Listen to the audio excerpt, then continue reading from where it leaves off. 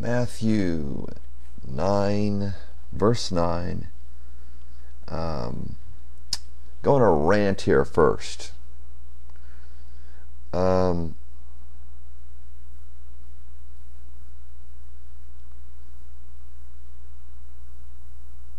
Bible says we know we have passed from death to life because we love the brothers. John said that in 1 John. We know we have passed from death to life because we love the brothers. Because we love the brothers. And so people will say that they're a disciple and there's no love of the brothers. When somebody says, well, I hate people, they'll say, but that's okay, I'm still a Christian. No, that doesn't work.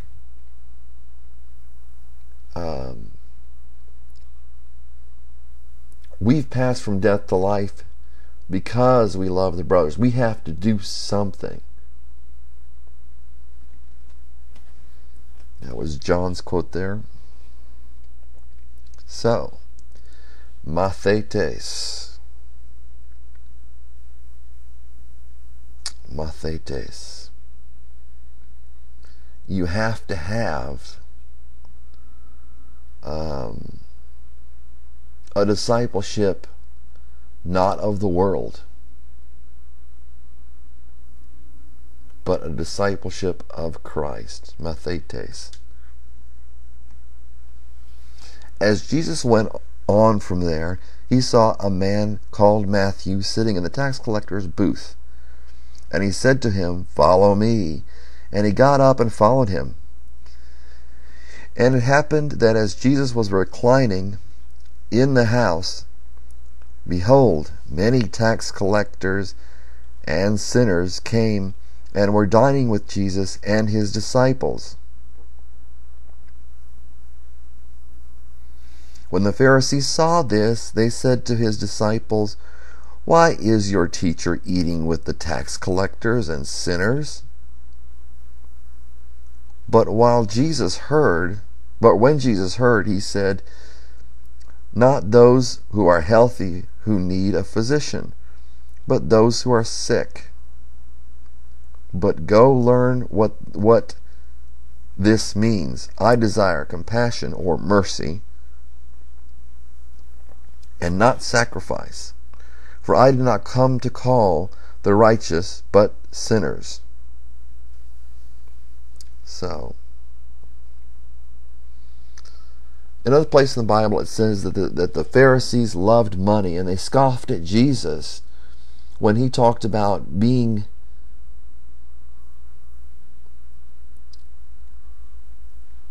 somebody who did not put emphasis on wealth. They scoffed at Jesus. At the same time, they don't think well of tax collectors either.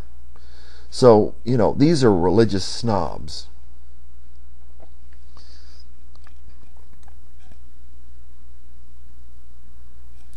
So Matthew, all it took was a "follow me," verse 9. And he got up and followed him, verse 9. So Jesus thought it was enough that he was a disciple of Jesus. And so he went to his house, and then some people came around. The Pharisees didn't like, other tax collectors, and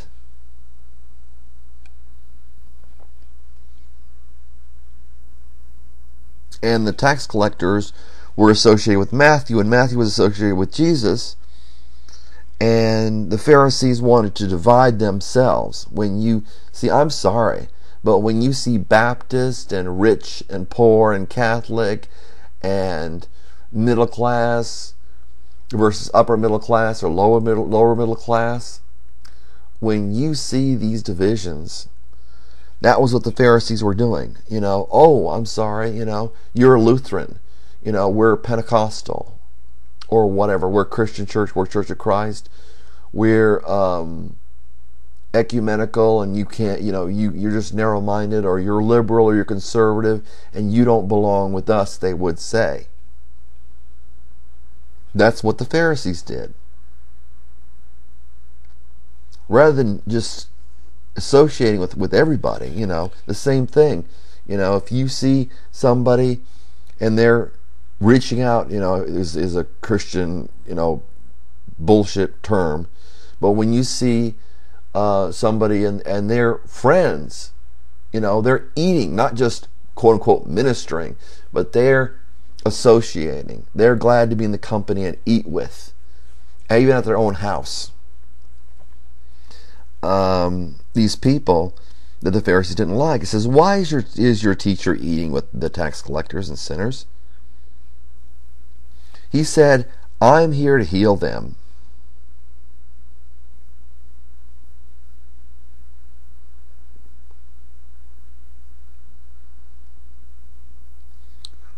So Jesus was providing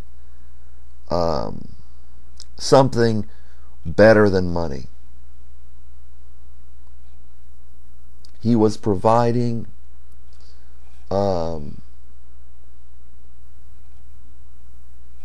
those who were dealing in money with something that, well, at least with Matthew's case, it caused him to leave his money.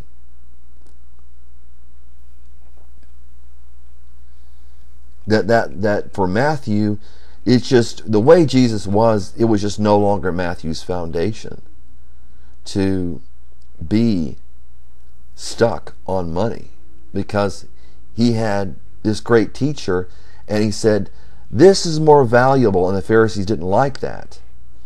And the Pharisees criticized people coming to Christ. Just like, we criticize someone, they say, well, your teacher is not teaching the right way, and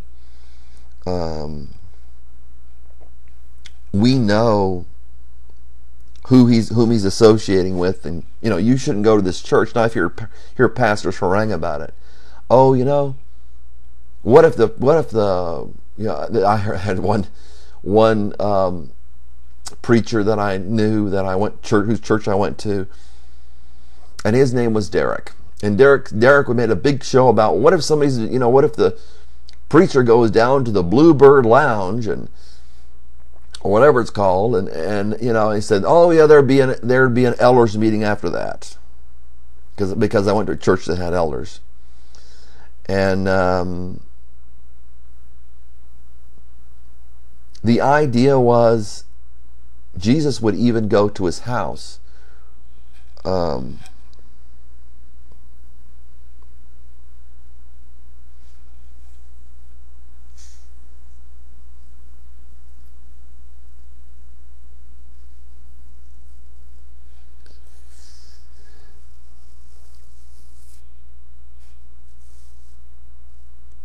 That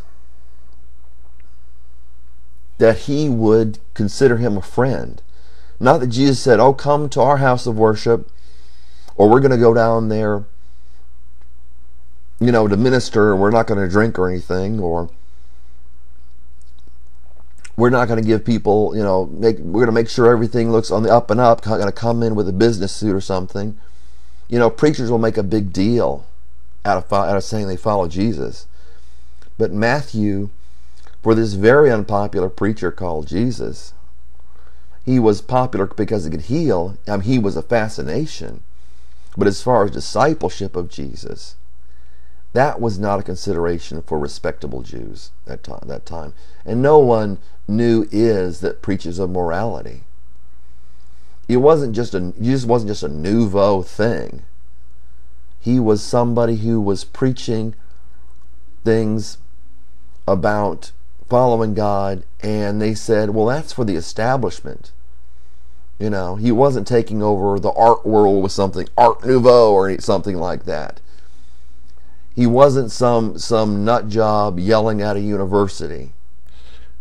Jesus was trying to start a movement rather than an institution.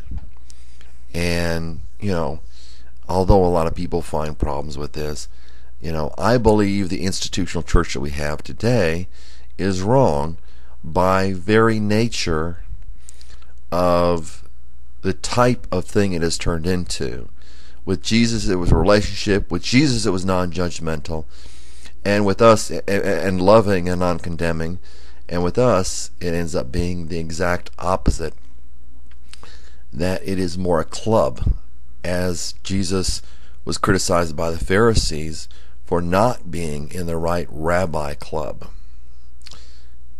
Thank you.